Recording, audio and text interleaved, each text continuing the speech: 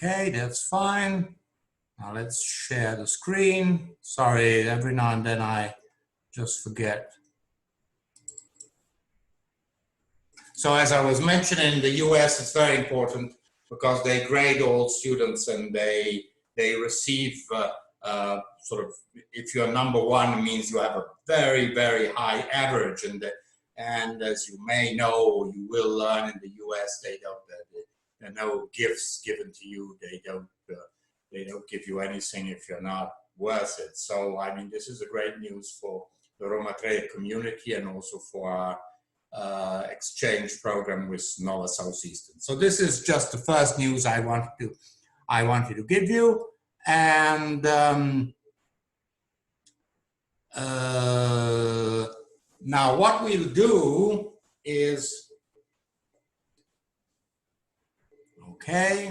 what we're going to do now is go further on, slightly on with these conclusive remarks on the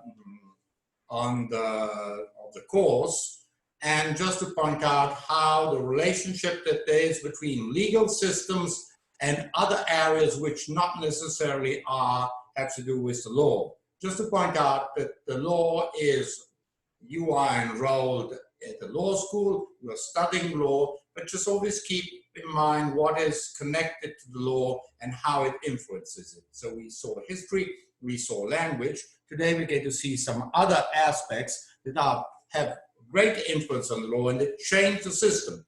The system doesn't change simply because there's parliament or some institution, very important institution, makes a shift in the law, but the law changes also because of external circumstances, as we can see have seen over these last 2 months. External circumstances change the way we make law, we interpret law, we apply the law, and so on.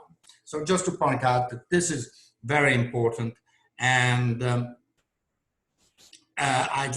today I would like to focus on this aspect of interdisciplinarity. Can you see the slides now? Yes. Okay, that's fine.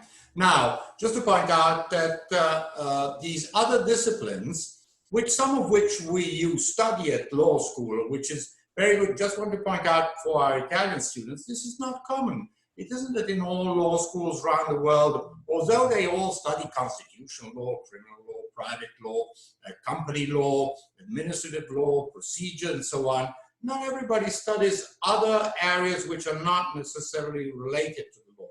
While here, traditionally, in the Italian law schools, well, you study philosophy, you study history, you study economics, and other aspects of other disciplines which are related related to the law. We don't have it at Roma Tre, but in certain law schools you study also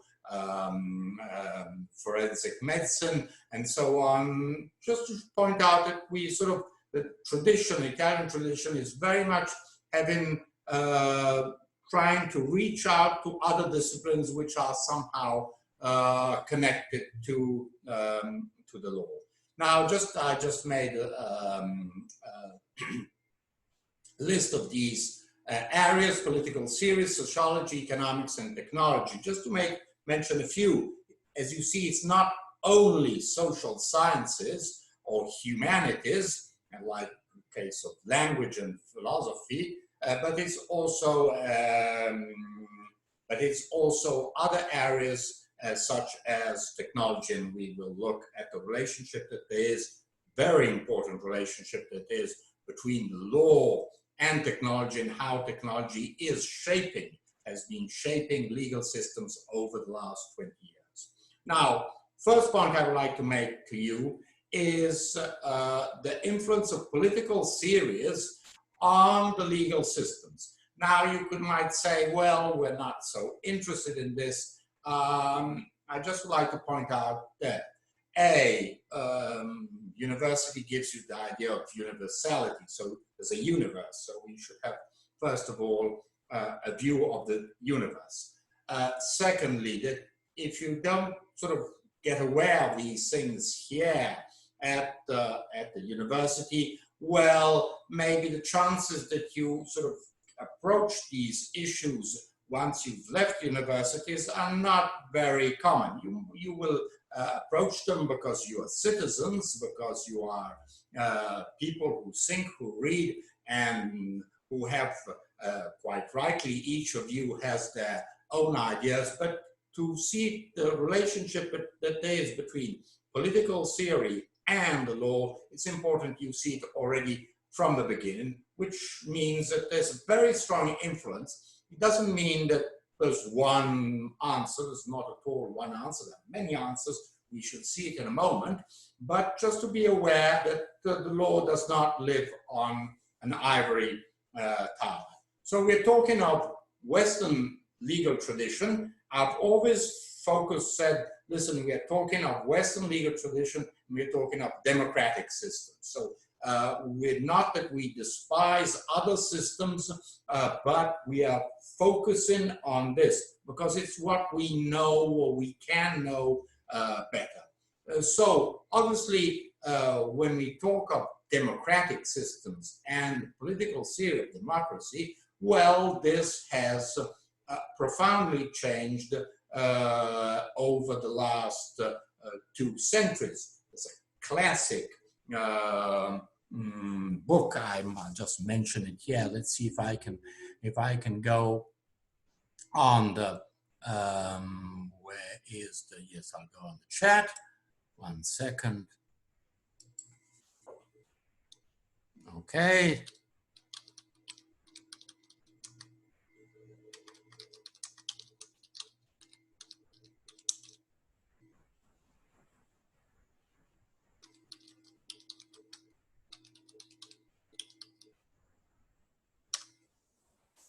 So this fundamental book of this French political theorist, Alexis de Tocqueville, who at the sort of first half of the 19th century, he went to the US, and he was really the first European, continental European, who studied the American model. You must think that the US at that time was pretty small. The sort of the push towards the West had just started. It wasn't really much. And so he was represented sort of the first stages of democratic system in the US. And this book, which is still, we continue to read it because it's a source of inspiration, because it tells us how we Europeans saw in the first half of the 19th century, we were looking at the US. Well, the view of democracy at that time is significantly different than the notion of democracy that we have today. I mean, what we see today is very different from what we saw 2 centuries ago and what we mean by democratic. So just to point out that obviously political theory, like all things, changes throughout the time. Just think of issue, I mean, democracy means, well, power of the people. So we the people, but who are we the people in the 19th century? Who votes? And obviously in the 19th century, or well, only men of a certain age, and often who had also some kind of income. So it was a very, very selected and discriminatory system. And then gradually we increase the number of voters, the people who are eligible to vote, but it's always men. And then only at the beginning of the 20th century, women start voting in Scandinavian countries, and then in other countries, and well, in Italy, just to mention, the first time women could vote was in 1946 for the referendum pro or against whether Italy should have been a republic or a monarchy. So just to point out that this is, I mean, shows how one of the basic elements of democracy has changed over 2 centuries. establishing who we the people are, because according to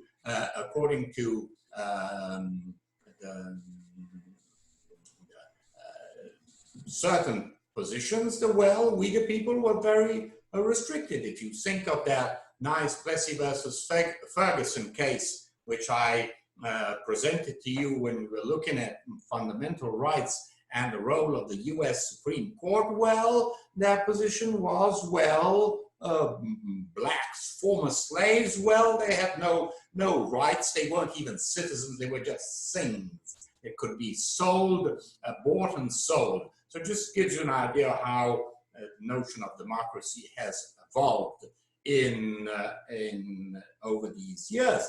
And then when you look at, we think that voting is essential in a democracy. Well, now we're expanding the right to vote also to non-citizens. Typically in certain parts of Europe, people who are not to political elections, but to local elections, well, you allow all those who are residents in a certain town, whether they are citizens of that nation or not, to vote. So this shows you how we evolve one of the basic principle of democracy, that is voting.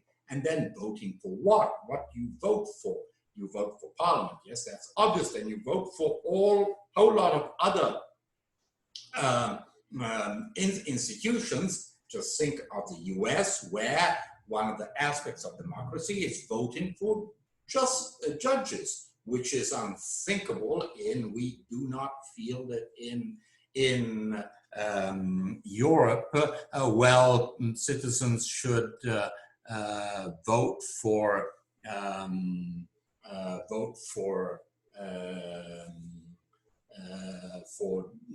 judges. Judges are not elective.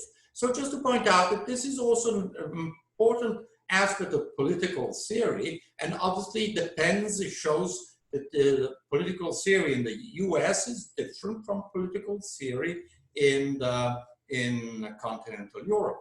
And then principle of equality. Just think of the Declaration. I've repeated this hundreds of times, just to point out how important the Declaration of Independence, the US Declaration of Independence, is in our history of the Western legal tradition. Well, we believe these truths to be self-evident, and this is one of the main points, and that all men were created equal. So, principle of equality. And so this, we feel this is very well at the basis of political theory, that we are all equal. And then suddenly, well, we start saying, hey, yes, okay, equal, right? But we're not equal, because people are different. They're different age, sex, their income, education, and so on. So should they, as the society is unbalanced for social reasons, economic reasons, cultural reasons, for geographical reasons. Just think of someone who lives in a small village in top of a mountain and does not have access to certain resources which are available to someone who lives in the town, or someone who lives in this very small island and has the difficulty to reach the mainland. The fact that there's so many, well, equality is purely formal. What we are looking at is substantial disequalities, the fact that some people are more equal than others and have more opportunities than others, and therefore we should have differentiation of rights. Not everybody has the same rights. Elderly people have certain rights, young children have other rights, and so really the problem is no longer a problem of equality. The problem is of rebalancing right and giving rights to people who have no substantial opportunity to have access to what a contemporary society offers them, whether it is education, health, culture, transport, and so on. And I've mentioned there, you see the notion of I put it between brackets, legal feminism. It's something that is very common in the US, much less in continental Europe. But the basic idea, which I just like to throw to you, is this. One of the basic ideas of legal feminism is saying, listen, the law as a social product is a product of men and has been created around a society which has been governed by men. And so the whole system is centered on men. Clearly, the first battle was that of having equal rights, because women did not have equal rights. But now, if you move a step forward, you say, hey, but the problem is that if a legal system which were hypothetically built around women would be completely different, not completely, but significantly different. How you organize sort of working time, how you organize family relations, how you organize reproduction, which is typically female, and so on. So just to point out that sort of legal feminism challenges the thing that the idea that there should be equal rights for men and women. No, women are different and therefore have different rights which are exclusively female. They cannot be, obviously they cannot be belong to men. I'm just presenting this just to show you that this has to do with political theory, saying, well, we are all equal, but women don't think that the solution is being the same as men. Yes, under certain aspects, but under other aspects, no, they're significantly different, and therefore you need different rights that are given to women in respect of rights that are given to men. Just to point out, show you how this debate has significant, in the US, has significant influence on sort of on the legal discourse and on political discourse. But if you put it sort of a very practical legal point of view, just think of sort of working relations and what labor relations and the kind of contract that people have, and whether it is a man or a woman, and then clearly the woman, the right for a woman to exercise her reproductive faculties. Well, this has to be, cannot be a concession by the state saying, okay, don't worry, well, will you keep your job for 1 year? The problem is not that, it's building a labor relation around a different kind of view, which is not that of men who are, yes, they may look after children, but they have no pregnancy and they don't childbirth and so on. And so it's something significantly different. Just to point out, this has to do with political theory and how then we apply this political theory to legal relations. In this case, as I've mentioned, the contract of employment, which concerns women, and the difference between the contract of employment that concerns men. And so here we have different sexes and different contracts, which means not equality, not at all equality. Just to point out that this is elaboration of theories. We can discuss this not in this class, but just to point out that these are some of the effects of important effects of political theory in practical legal matters and how you shape a legal system. Now, if we want to go on, let's see if I manage to, then again, political theory, redistributive democracy. So is democracy the purpose of a democratic system that of reducing economic differences?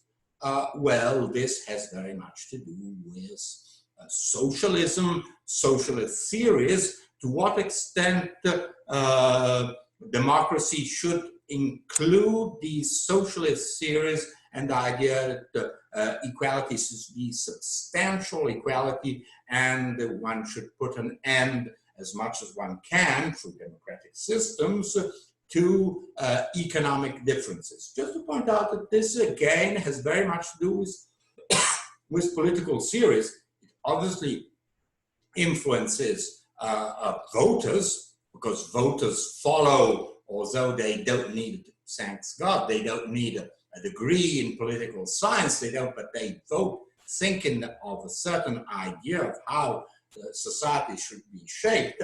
But obviously there are also people who promote these ideas and say, well, we should have this kind of system which follows a certain political theory. And then, very important aspect of contemporary Western developed capitalistic societies, well, economic democracy.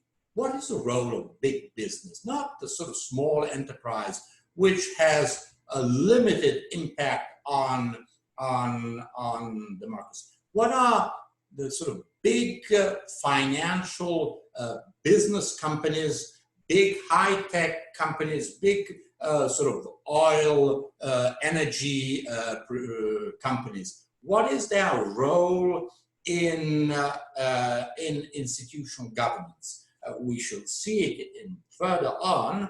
This is a very strong debate on the fact that apparently a whole lot of decisions are taken not by parliament, not by government, not by the judiciary, but they're taken by other non-formal institutions. Just think of the role of, just think of Facebook as a public forum in which somehow people decide and express their views, and that influences government. The fact that sort of the Italian prime minister, but not, we could find many other examples. Well, Donald Trump, who uses Twitter, Italian prime minister who uses Facebook, but this happens all around other democratic systems. Well, they use this as an instrument of creating consent around their decisions. Well, they use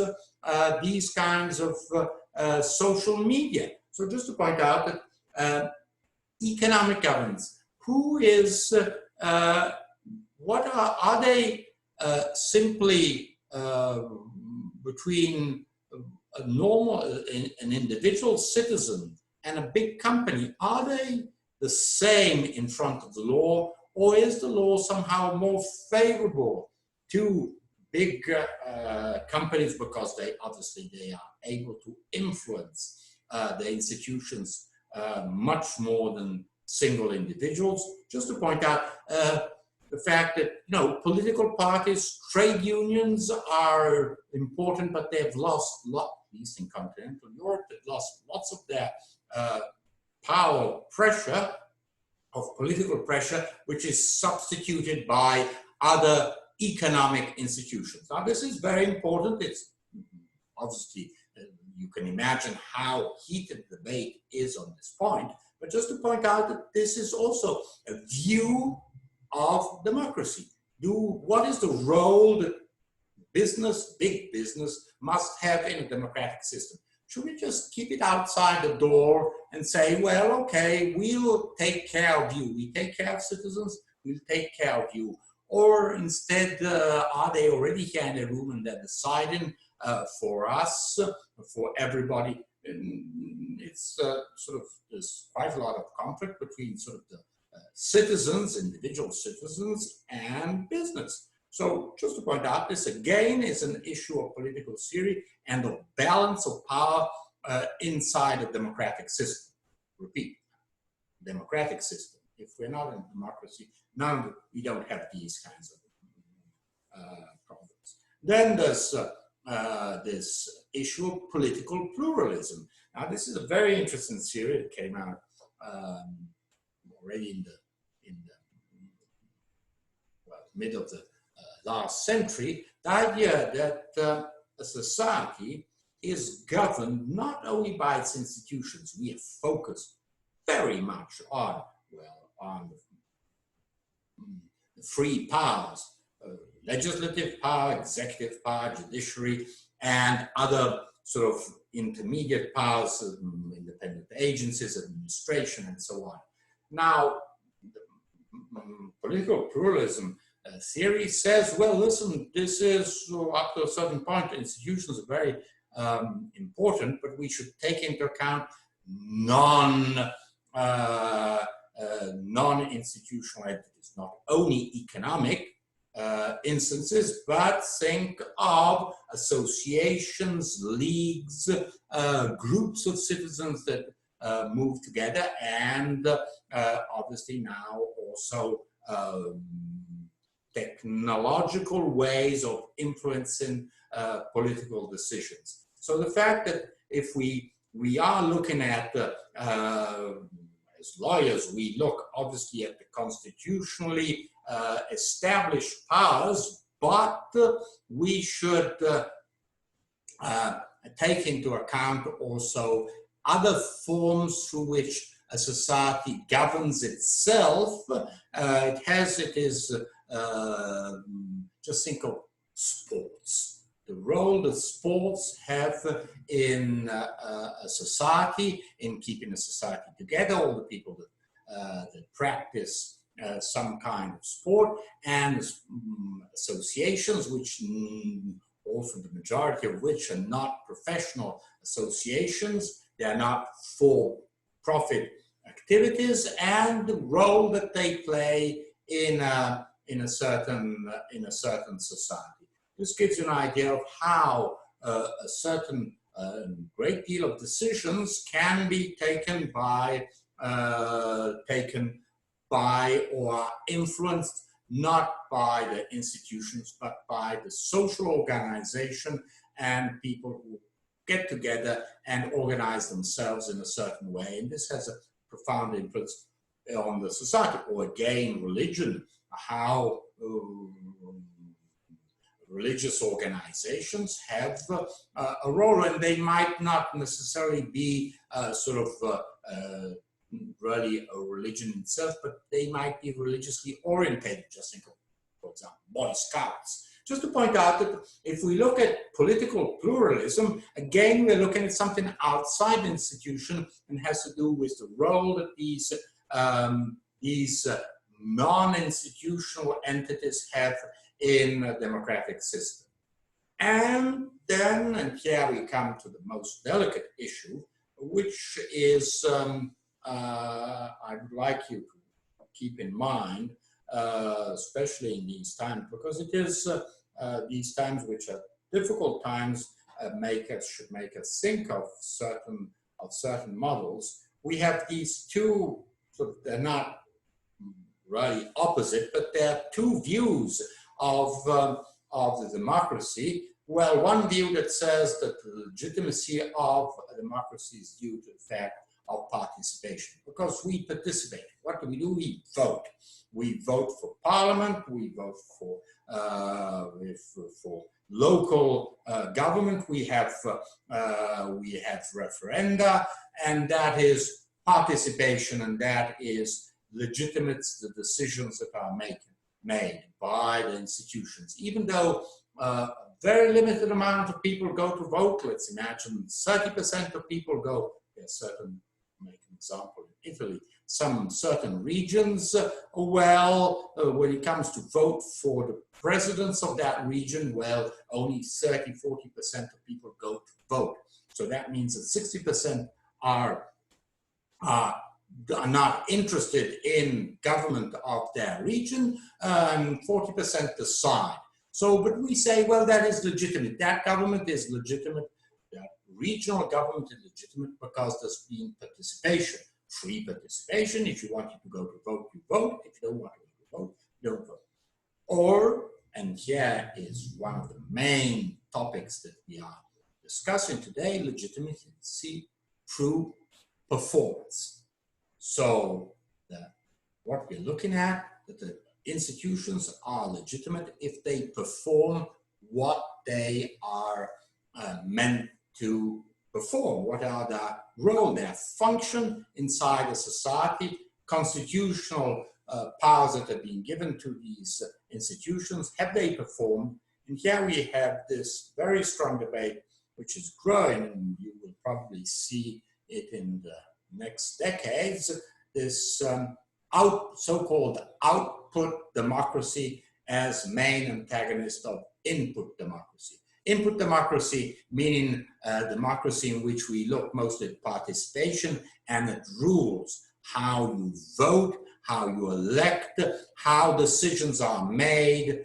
And instead, output democracy is, well, we see when we consider Russia and China, well, we say, well, these are output democracies. But then at the end of the day, we say, well, it's democracy, this paradox, democracy without democracy, at least how we felt democracy should be. I mean, it is rather difficult that someone can stand up in Russia and say, oh, but I'm fed up with Mr. Putin and I want someone else as president of Russia, and same thing in China. Well, it is rather unlikely that someone can come up and say, oh, but Mr. Xi Jinping, well, he made a mess with all this coronavirus, so well, we need to have some new kind of government. So, but what are these systems? These systems are considered as output, performance. One looks at performance.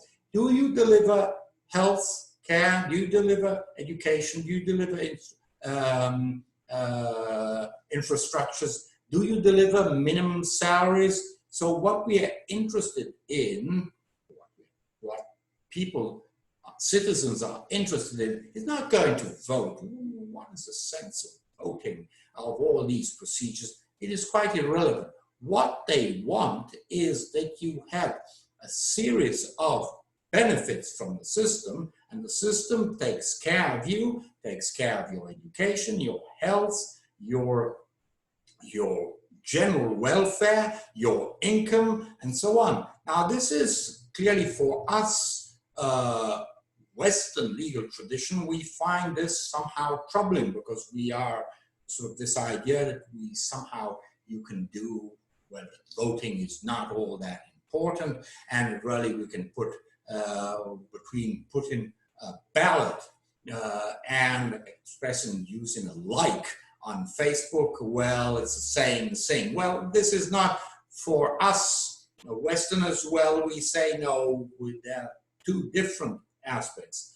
But we see that this idea that at the end of the day, citizens are more interested in the output rather than in the input, well, this is an issue that you must consider. You just can't put your head underneath the sand and ignore that there's a very strong push also in Europe of the idea that, well, we should have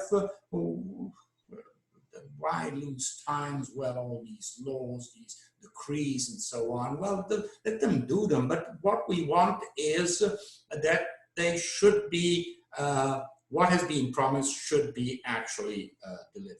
Now, clearly, this has a significant impact on the Constitution, how we build a Constitution. If we had to build a Constitution, recreate a Constitution in 2020, well, probably we would start thinking of other forms of organization, on the apportionment of powers, who holds the power, on the emergence of non-formalized powers. Economic, where does big business go? It has a very important role in everyday decisions of citizens and of institutions, but is it sufficient simply to discipline lobbying activity of big business? Well, this seems rather minimalistic approach.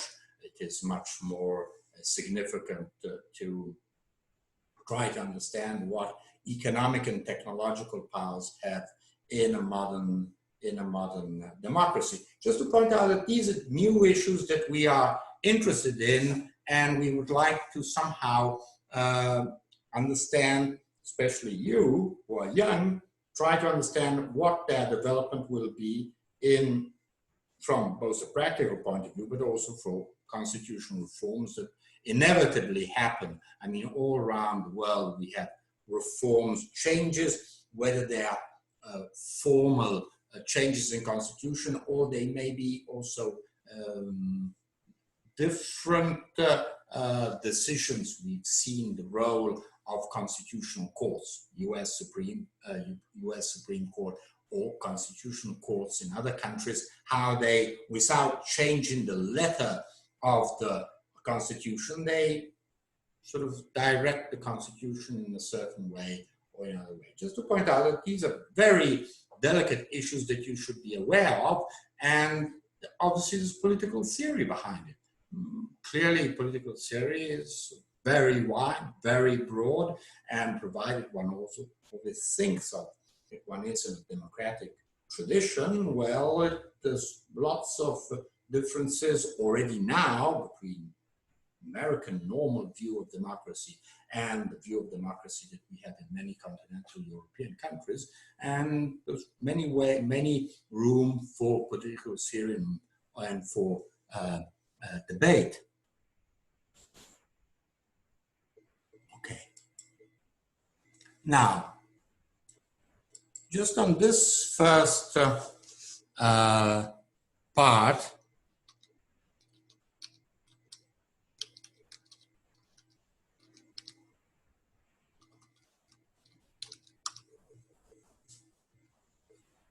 any questions on this sort of the interplay between political theory and constitutional issues, and obviously not only constitutional issues, but also very practical aspects, which is economic governance or even sort of labor relations or welfare and so on, just to see if this point is clear to you. If there are any questions.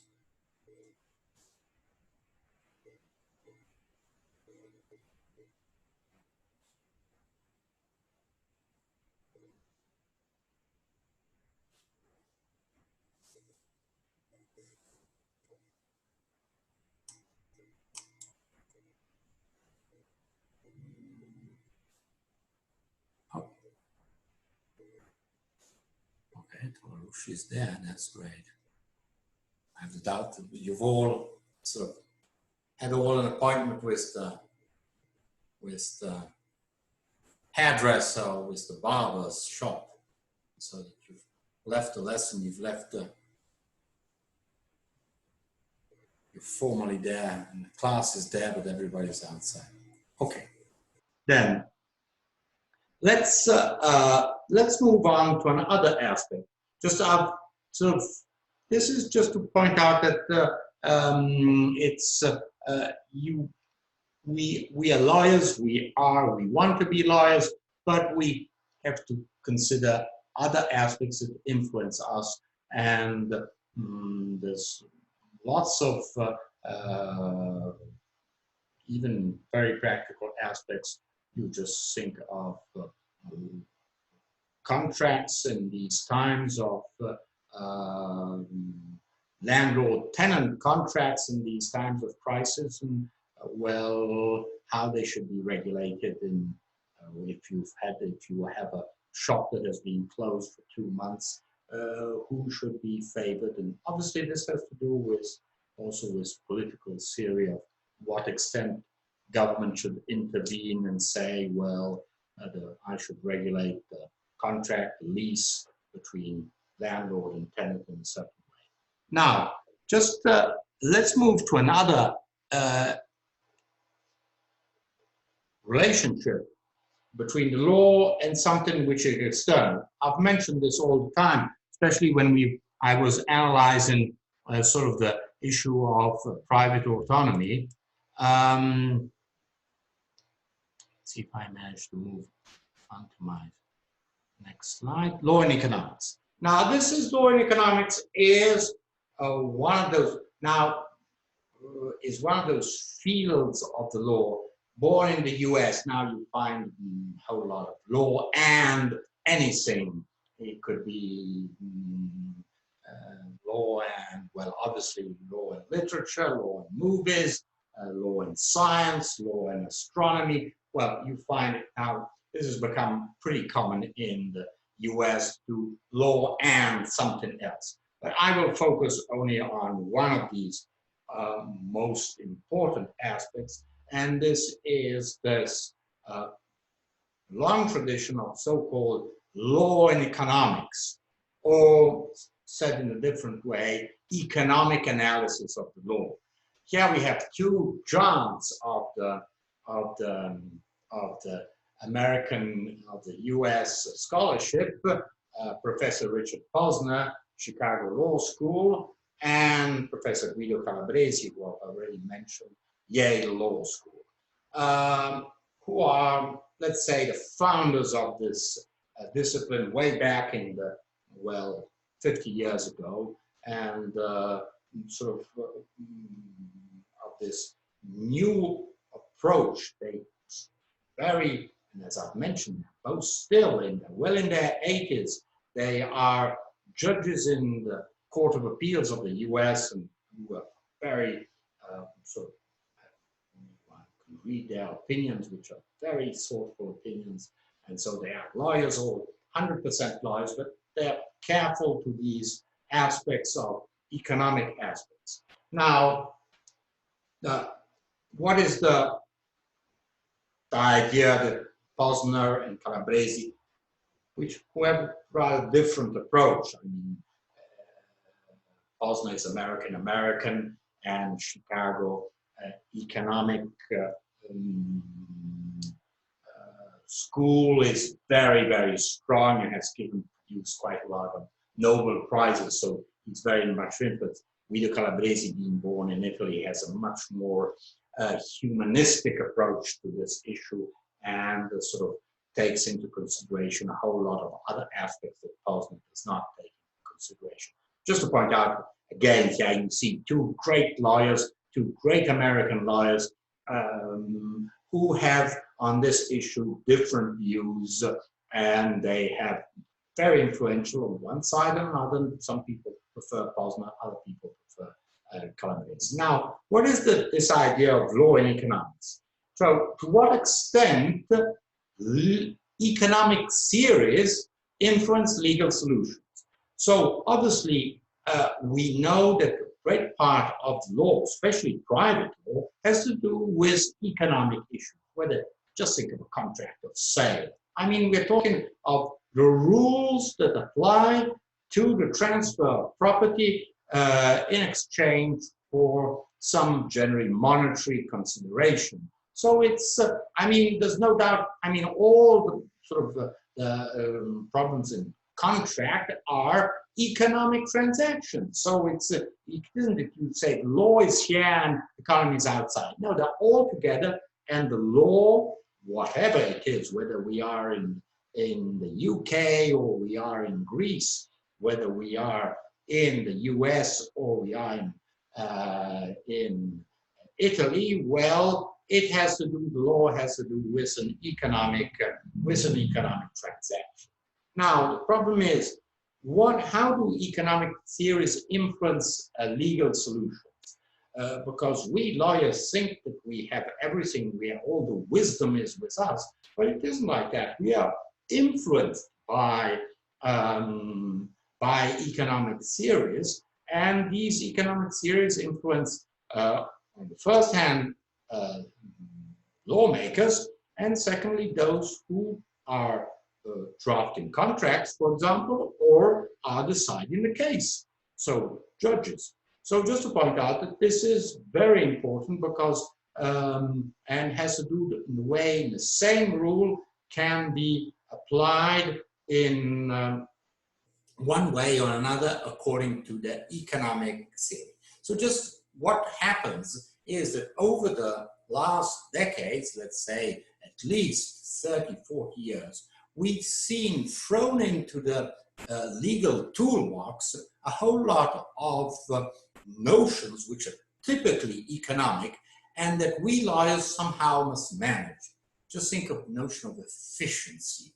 Now, efficiency is a typical economic notion. It doesn't have to do with law. The law is not, we don't talk of efficiency of the law. We can only talk of performance of a contract. Has the party performed its contract or not? That's it. It's not a problem of efficiency. If the creditor is satisfied with performance, well, that's it. It's efficient, and it's intrinsically efficient. So we're not interested in sort of this notion. While this efficiency is a very strong idea that economists have had over the last, built throughout the last 2 centuries of this notion of efficiency. And then optimal allocation of resources. So how do we allocate, obviously, economic resources in a certain setting? To face the crisis, should we give more money to private enterprises? Should we give helicopter money to citizens so they can spend them? How do we allocate resources? And this again is an economic, a great economic concern. It is political concern, but we sort of, we think that we have some constitutional principles as lawyers. We have constitutional principles, and these constitutional principles should guide us. An economist would say, well, the Constitution, yes, okay, that's fine. Let's look at optimal allocation of resources, maximization of profits. Now, this is nothing in a capitalistic society. This is quite obvious. You try to maximize your profit. If I have 1,000 euros set aside, I'm not going to, unless I'm so afraid of what that I might lose my money, I will try to maximize my profit. I say 1,000, where shall I put these 1,000 euros? Where shall I invest them? Who gives me yields the best interest, a best dividend? This is quite normal that there is this idea of maximization of profits. It's not something sort of devilish invention. In a capitalistic society, this is quite absolutely normal. Otherwise, it wouldn't be a capitalistic society. That is a society whose economy is based on capital, and the fact that to do a business you need capitals. So again, this is a sort of a very strong economic notion. And then when we start discussing, for example, company law, shareholders' rights, and then we start discussing who the company, should it maximize its own profit or the profit of the shareholders. Just to point out, this shows how this has practical effects on something which is essential in our societies, that is, that there are companies and shareholder companies. The notions of monopoly and full competition, which are typically economic. Then we will find rules that somehow ensure monopoly on the police forces or on the armed forces, instead full competition in the areas of internet services, or in cafes and restaurants. So just to point out that these notions, which are typically economic, enter in the legal debate, and we start as lawyers, we have to reason and understand how these ideas influence the law.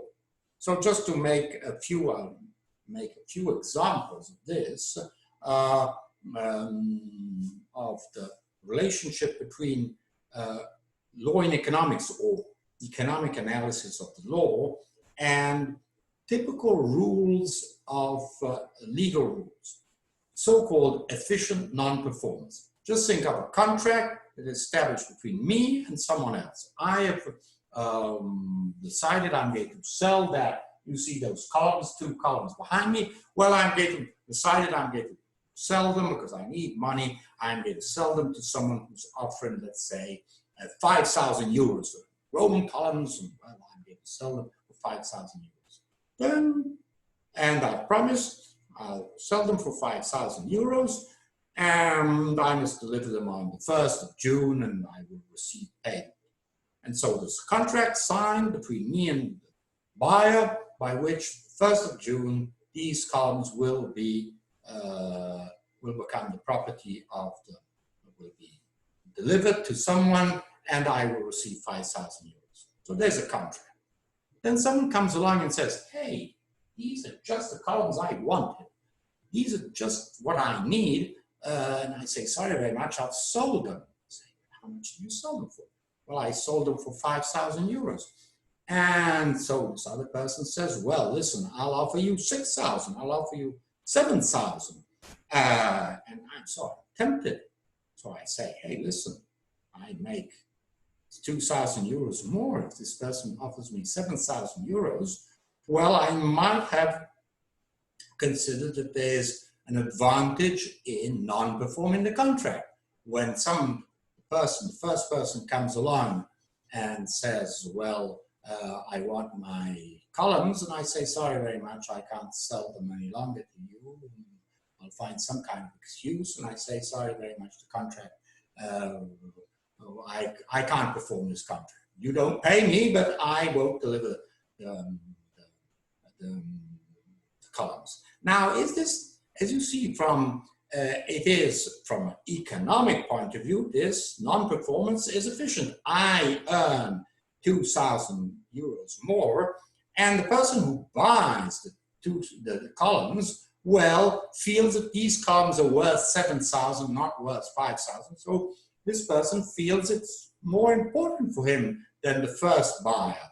So this non-performance on my behalf, is it, from an economic point of view, it is efficient? We say, yes, it is efficient because I receive 2,000 euros more, and the other party has something that is, for that person, is much more valid. But what about the third party? Is it the damage that that person has? Is it somehow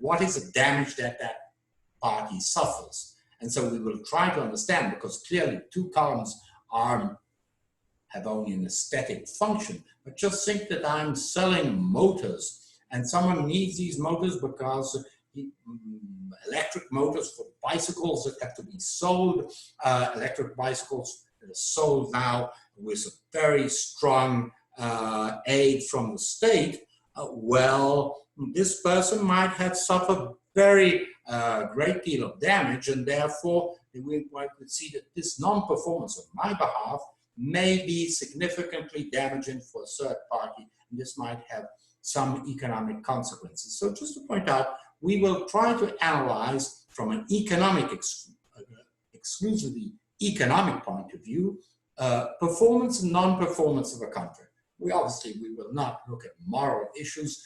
I said, yes, I gave my, it was a handshake, and I said, yes, I'll sell them. These motors, these columns will be yours on the 1st of June, and then I didn't keep up with my word.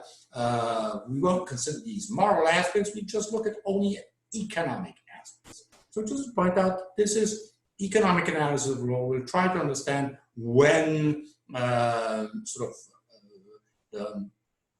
performance or non-performance is economically efficient, and there's an individual benefit and a general benefit, because obviously if there's a general individual benefit but a general detriment, well, then we'll start analyzing whether it is better, what is the best solution. Or another aspect, deterrent effect of extra-contractual liability. Someone says, well, I'm delivering, there's been a lockdown, I have to deliver my all these parcels and food and stuff and so on, and I go drive around carelessly, and I have accidents. Now, the amount of damages that have to be paid, are they related to are they lower or higher than the profit I have made by going around carelessly, or rather not carelessly, with a great haste? So what is are the rules in the field of extra-contractual liability, are they efficient in the sense that they deter someone from bringing damage to a third party or not? Because if the only thing I have to do is well, pay damages, well, one could say, well, what is the profits I make are very much higher than the losses I have to sustain. Just think of a newspaper which is specialized in defamatory statements and says, oh, who cares anyhow,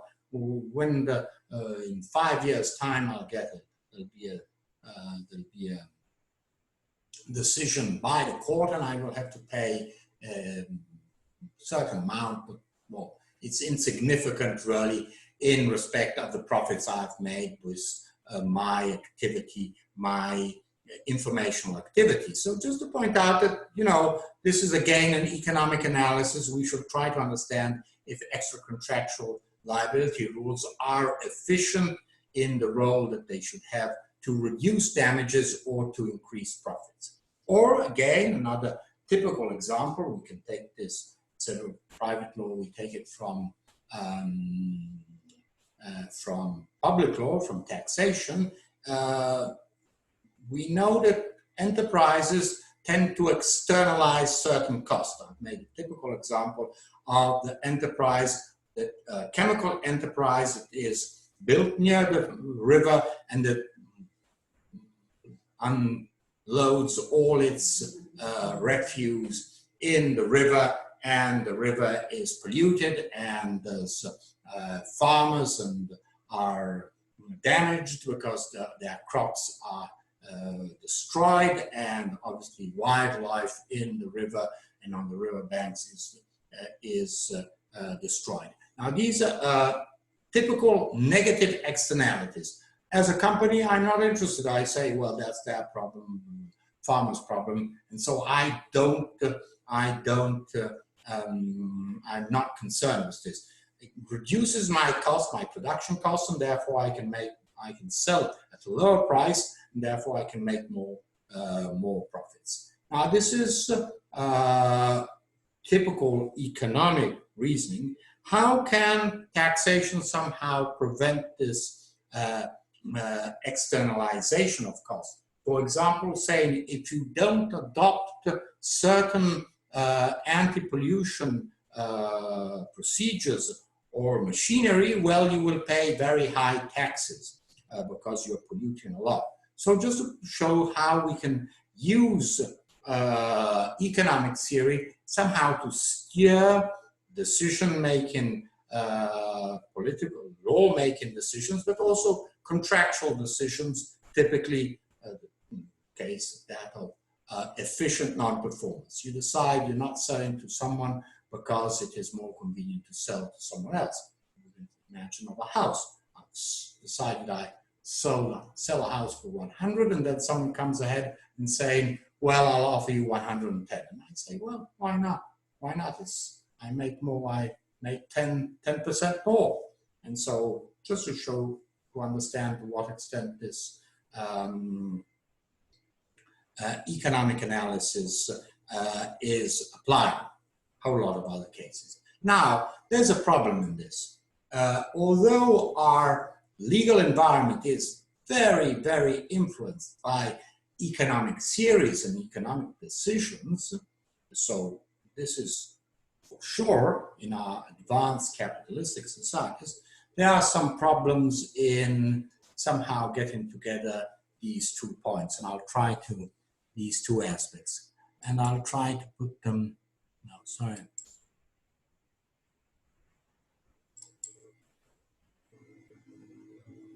So let's look what is similar between law and economics. Well, both look at the society and they try to govern it. So they're both social sciences. I mean, lawyers, lawmakers try to govern society. We as lawyers, we try to put the law and make it work for certain interests, whatever these interests, public interests or private interests, whatever they are, we try to make it work.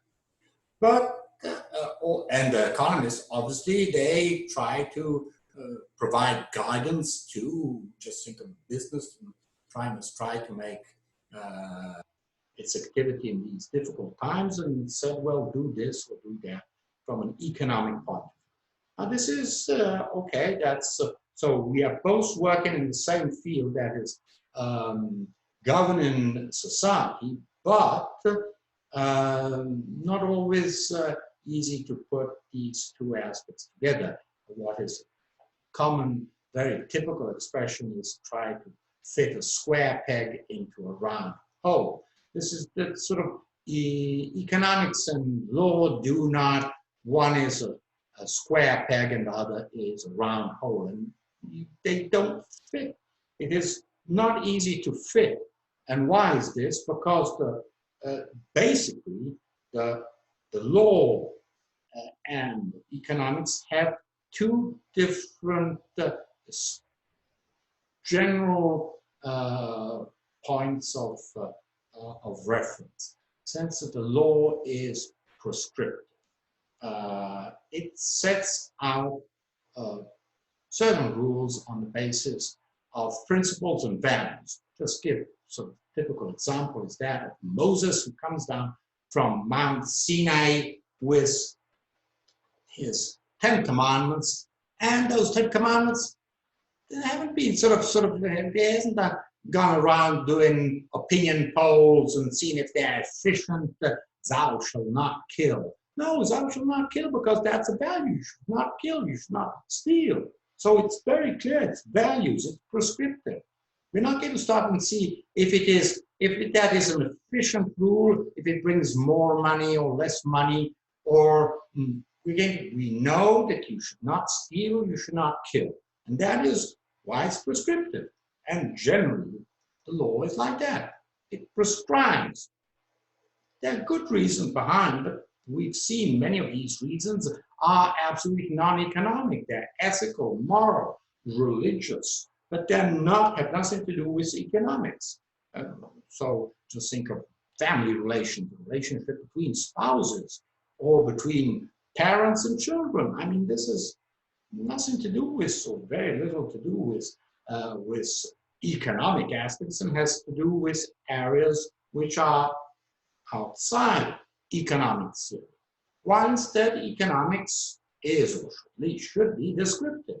So it tries to explain on the basis of observation how certain phenomena occur and their consequences. You lock down a country for 2 months, what are the economic consequences? You don't have a rule before you don't know in advance what is going to happen.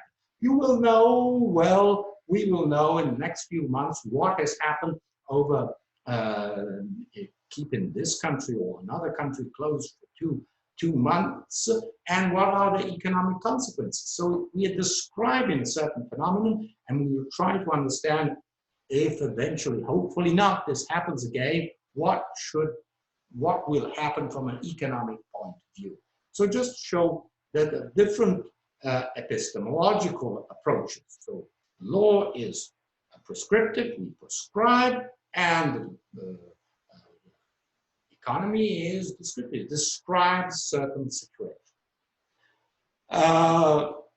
As lawyers, as young lawyers, once you graduate, you will see that the world in which you live, you will have to somehow always have relations with economists, and you will sometimes understand yourselves, sometimes collaborate, sometimes borrow with economists. Because it is a profession which is growing in importance. And the main problem is that generally economists don't understand the law and lawyers, and lawyers don't understand economy and economists. But the economists who maybe have taken a few exams in law think they know law, and lawyers who maybe have taken 1 or 2 exams in economy think they know economy. So this is there's a misunderstanding, a mutual misunderstanding between 2 important professions, which does not make things very easy. So when we look at law and economics, we find this typically when we're looking at competition. Competition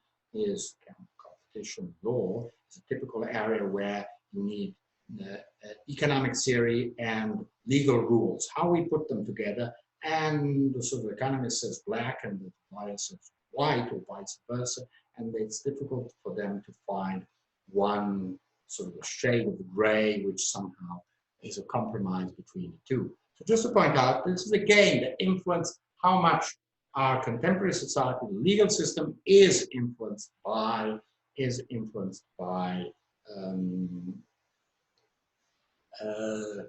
economic theories and how they are applied at all levels, whether it is lawmaking level or the practical, very practical decision making of how to make a contract, how to fill in a tax form, or other kinds of decisions. We find economists all around the place, economists and economy all around the place. So just to point out that this gain is an external influence on the legal system. And before I move on to another influence, just to again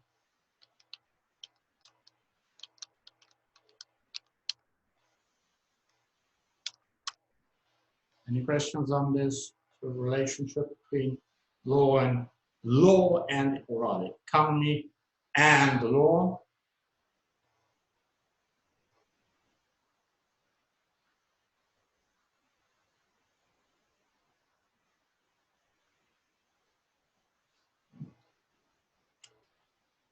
Okay.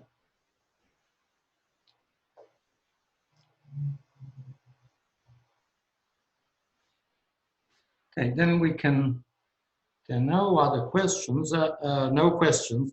We'll just move to a further element of relationship between them. Now, we've seen sort of history, language, philosophy, economics. What I would like to focus now is very heated debate, especially over the last 10 years. It's growing, growing, growing, and you will feel the effects of this debate. But it's not only a debate; it's a very practical, and you will live in this yourselves, and maybe you are not aware of the legal consequences of this, but this relationship between law and digital technologies. We all are using, obviously, we're using digital technology to keep this class together, and you're always connected with with some kind of many devices, digital devices. Now, these two aspects, one is, law that is something that started, well, 4,000 years ago and developed, let's say, basic rules, well, over the last 3,000 years developed them. They have changed, but we have sort of gradually evolved them. And digital technologies are apparently, which are very recent, are very much related from a philosophical and epistemological point of view, in the sense that they are both based on logic. Law is logic and persuasion. Logic, there must be logic, because otherwise if the law is irrational, well, for us Westerners, it makes no sense. Law is logic, therefore this means the principle of hierarchy, the principle of non-contradiction, and so on. So very essential logical principles. And the same is for digital technologies. Now this is, just like to bring you to this point, is that I would say we have father of sort of logical construction of a legal system, and the father of digital technologies, well, it's this Mr. Gottfried Leibniz, as I mentioned, sort of this great mathematician, philosopher, lawyer, statesman of the 18th century, end of the 17th, beginning of the 18th century, and had green law, but then did everything and has left enormous amount of contributions in all the fields. Now, I don't know if you can see if I can make this bigger. Let's see if I can. Well, on the left-hand side, you see a page written by Leibniz in sort of beginning of the 18th century. And sorry, I can't make it big enough. Let's see if I can have zoom. Let's see if I can zoom here.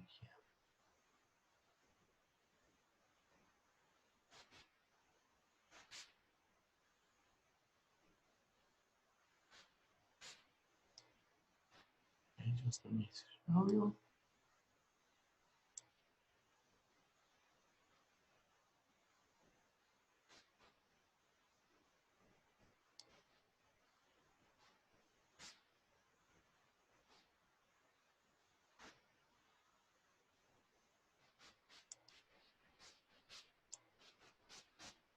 Now here you see Leibniz, and this is his handwriting. If you look here, you see 100110101. Now this is typical, this is the binary system, ones and O's. Now here Leibniz is setting out the basic principles of digital mathematics. So just to show you, I mean, total genius. 3 centuries ago, he was already came out with this idea of how to express not only mathematical concept, but any concept in a binary form, using only ones and O's. Now this is, and it's interesting because he picked this up from the Far East, from a Chinese treatise of mathematics. So it's very interesting. I mean, he was a real genius. He was looking around the world and he saw something that nobody else had seen in Chinese mathematics and said, hey, we could adapt it, we could develop this in a certain way. And so here we see in this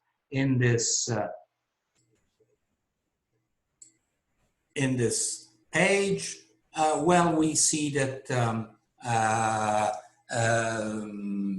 sort of how you can he was first interested in mathematical system, but then also in, well, the way to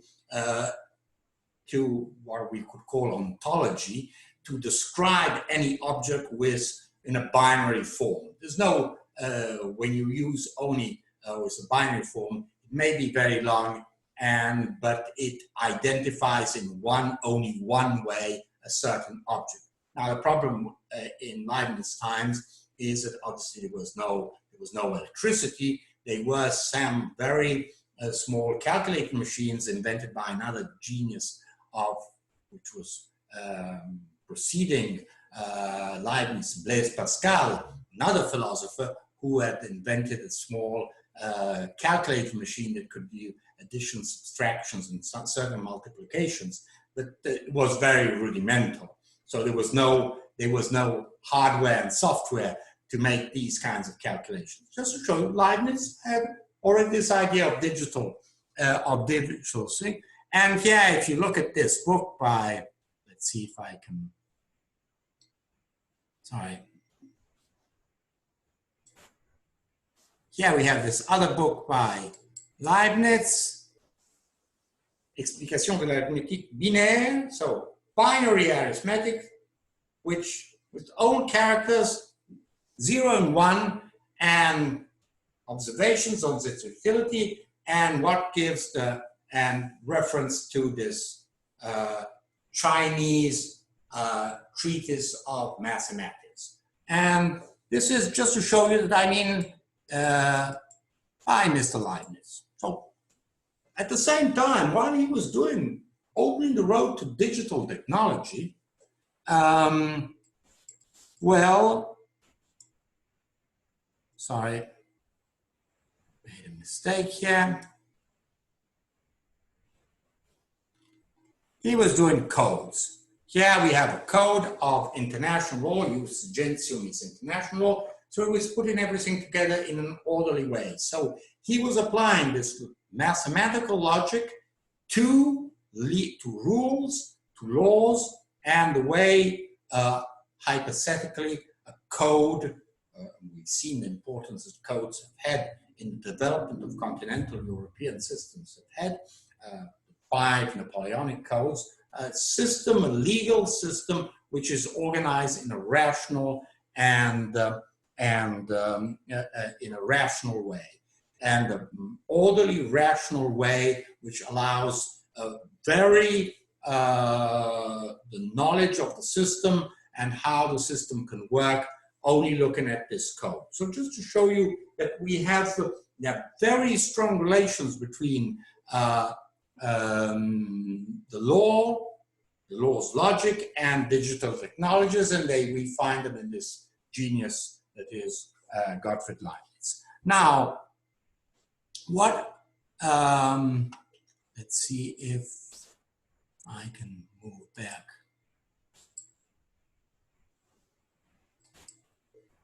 Okay. So I'm just trying to find myself.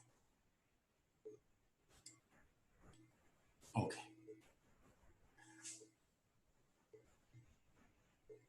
So the whole idea of the relationship, I will develop this more tomorrow. The whole idea is, what kind of relationship is there between a legal system and digital technologies? And the main, very important question is, can we substitute a whole lot of decisions, of legal procedures with, let's use common word, with software? Just to point out, I mean, many times when it comes to tax forms, well, most of these are sort of somehow done with a software that somehow fills in the tax form, and there's very little, and tells you immediately how much you must pay. So there's not someone, an individual behind that tells how much taxes you must pay, but there's a software that side. So the problem is, to what extent the law can be substituted by digital technologies, and even more important, especially for you, not for me, somehow someone finds, well, I don't need a lawyer. Yes, he's so nice, that person is so nice, has a degree in law, but I'll buy the software. That job can be made by a software, by a computer, by a robot, by anyhow, some kind of digital technology. I don't need a human individual in my office. It costs much too much. I will just use software. So, I mean, the competition between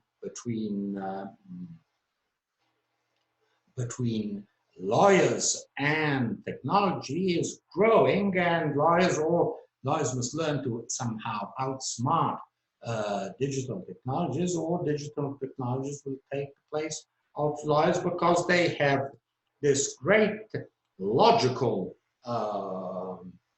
element behind them, and they have a whole group, a social group, which is that of technologists who are able to somehow enforce certain rules. So we must try to understand what is the kind of relationship, how legal systems are going to change in the next decades, owing to technology. Will we still, as lawyers, be able to control these technologies, or will these technologies take the power and become substantially those who decide instead of we the people? So this is one of the main issues I'd like to analyze in tomorrow's lesson. But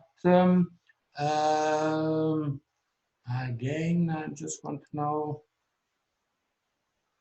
if there are any questions on this particular aspect, on these first aspects of relationship between law and technology, and then I would like to tell you something other information about the course.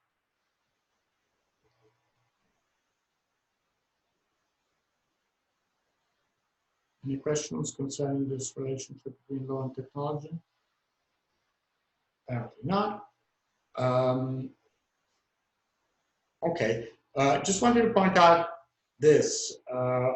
We are finishing lessons, I would expect on Wednesday, but maybe even tomorrow. Depends.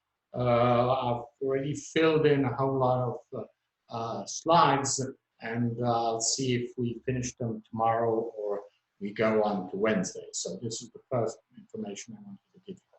The second element information I want to give you is this. I will be sending, tomorrow or Wednesday, I will be sending to all of you an evaluation form of this course. Now, this is very important. This evaluation form is very important for two reasons. A, because it is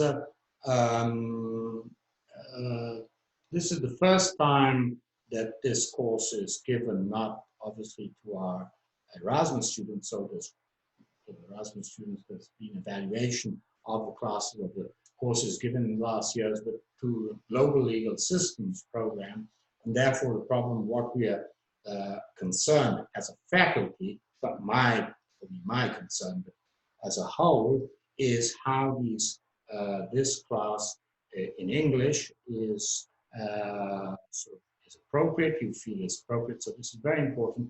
Obviously, it won't change your experience, your user experience, but it will be very useful to organize classes in the future for the classes that you will have in the future English classes. So this is I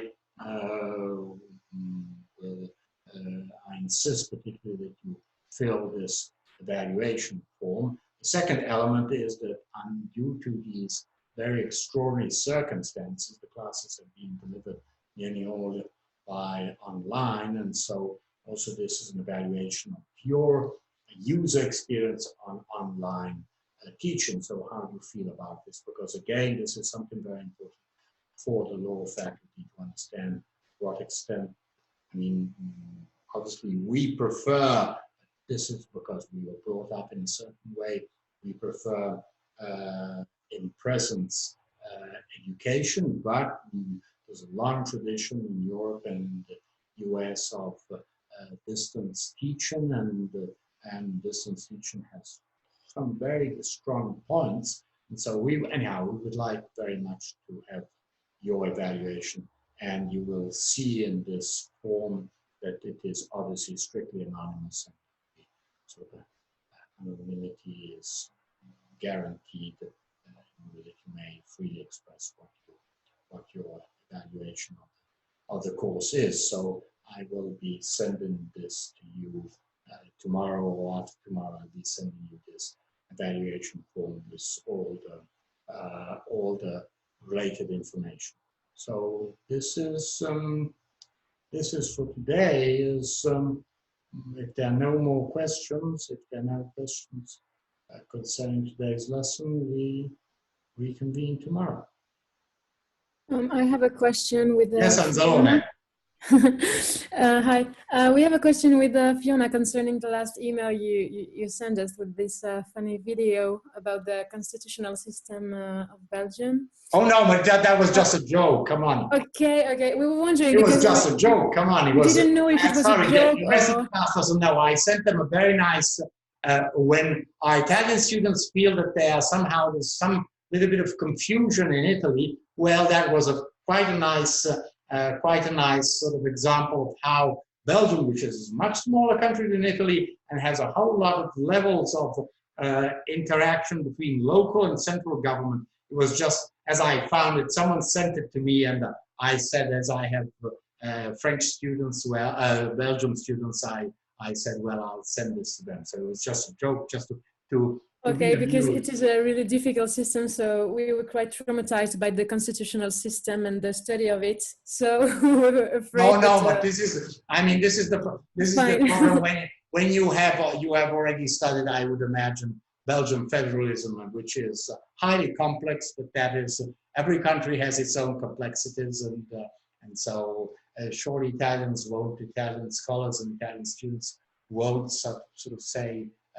sort of have things to say about Belgium, but it shows that all countries have complex issues, whether you are in the US and the Trump presidency, or you are in the UK and this divided country, Scotland and Northern Ireland, think a certain way, Brexit and so on. So, I mean, it's just to show that each country has its own problems. Any other questions? Well, if there are no other questions, please, those who joined the lesson after 5:05, just please send me an email so I just can take note of who was here. So we were sort of 36, 37. So if you can just give me, write your name down and I fill in the attendance sheet.